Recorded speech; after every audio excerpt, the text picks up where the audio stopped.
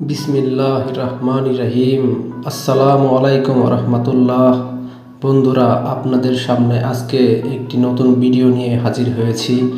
এই ভিডিওর বিষয়বস্তু হচ্ছে জান্নাতের সাথে সম্পর্কিত 4টি নদী যেটি প্রবাহিত হচ্ছে পৃথিবীতে।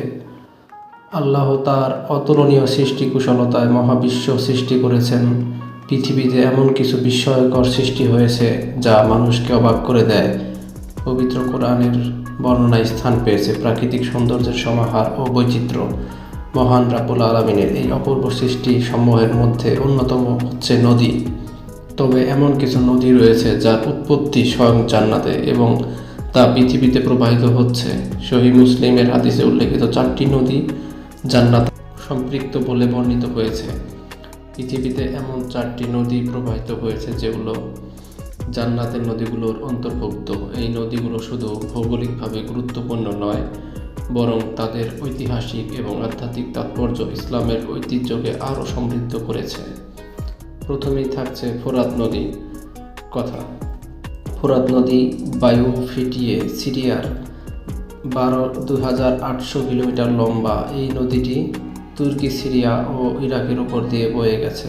আজ থেকে প্রায় 1500 বছর আগে মহানবী হযরত মুহাম্মদ সাল্লাল্লাহু আলাইহি সাল্লাম বলেছেন যে কিয়ামতের আগে শুকিয়ে যাবে এই ফোরাত নদী। ইতিমধ্যে নদী শুকানো শুরু হয়েছে। আবু হুরায়রা রাদিয়াল্লাহু তাআলা আনহু থেকে বর্ণিত, রাসূল সাল্লাল্লাহু আলাইহি সাল্লাম বলেছেন, ততক্ষণ পর্যন্ত কিয়ামত সংঘটিত হবে না যতক্ষণ না ফোরাত নদী শুকিয়ে যায় এবং তার মাঝ থেকে একটি সোনার পাহাড় উন্মোচন হয়। মানুষ অন্যের জন্য যুদ্ধ করবে এবং প্রতি 100 জনের মধ্যে 99 জনই মারা যাবে এবং তারা প্রত্যেকেই ভাবে হয়তো আমি সেই বেঁচে যাওয়া একজন হব। দ্বিতীয়ত, মিশরের নীল নদ। নীল নদের উৎস ছিল এক মহারহস্য। নীল নদীটি সহিহ মুসলিমের বিশেষভাবে উল্লেখ করা হয়েছে, যেখানে রাসূল সাল্লাল্লাহু আলাইহি সাল্লাম বলেছেন, নীল নদ ও ফোরাত জান্নাতের নদীগুলোর মধ্যে রয়েছে। নীল নদে ইসলামের ঐতিহ্যের সাথে সবচেয়ে বিখ্যাত সংযোগগুলো নবী মুসা আলাইহিস সালামের গল্প। তার মা ফেরাউনের আদেশে থেকে তাকে রক্ষা করার আশায় একটি ঝুড়িতে রেখে নীল নদে ভাসিয়ে দেয়, যা অবশেষে ফেরাউনের পরিবারের কাছেই পৌঁছে যায়। মুসা নবী হওয়ার যাত্রা শুরু হয় সেখান থেকেই। মহানবী সাল্লাল্লাহু আলাইহি সাল্লাম মেরাজে গিয়ে জান্নাতের 4টি নদী দেখেছেন, 2টি বাহ্যিক ও 2টি অভ্যন্তরীণ। বাহ্যিক নদী দুটি দুনিয়ায় প্রবাহমান নীল নদ ও ফোরাত। তৃতীয়, তুরস্কের জয়হান নদী।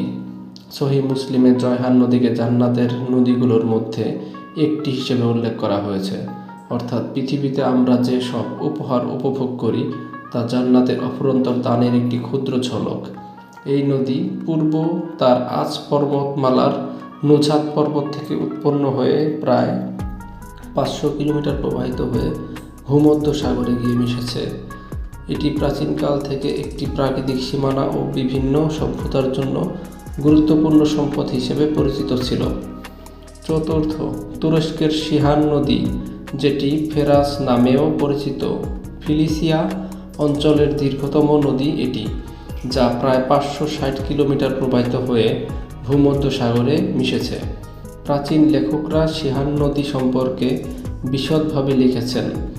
এটি সিলিসিয়া অঞ্চলের সভ্যতার বিকাশে গুরুত্বপূর্ণ ভূমিকা পালন করেছে। এই নদীটি কৃষি ও বিদ্যুৎ উৎপাদনে ভূমিকা রাখে। অন্য এক বর্ণনায় আছে, রাসূল সাল্লাল্লাহু আলাইহি সাল্লাম বলেছেন, সাইহান ও জাহান এবং নীল প্রত্যেক নদী জান্নাতের নদী সমূহের অন্যতম। জান্নাতের নদীমালার মধ্যে একটি নাম কাউসার, যা শেষ নবী হযরত মুহাম্মদ সাল্লাল্লাহু আলাইহি সাল্লামকে হজ রূপে দান করা হয়েছে, যেখান হতে মহানবী সাল্লাল্লাহু আলাইহি সাল্লাম তার উম্মতকে কিয়ামতে পানি পান করাবেন। সর্ববৃহৎ হজ ও কাউসার নহর থাকবে জান্নাতি শরাবে পরিপূর্ণ, যে পবিত্র শরাব পানীয় দুধের চেয়েও সাদা, বরফের চেয়েও শীতল, মধুর চেয়েও মিষ্টি এবং মিশকের চেয়েও সুগন্ধময়। যে একবার সে পানি পান করবে তাকে আর কোনোদিনও পিপাসায় স্পর্শ করবে না। বন্ধুরা, ভালো লাগলে আমার চ্যানেলটি লাইক, শেয়ার এবং কমেন্ট করবেন এবং দয়া করে সাবস্ক্রাইব করবেন। ধন্যবাদ পাশে থাকার জন্য। আল্লাহ হাফেজ। আসসালাম।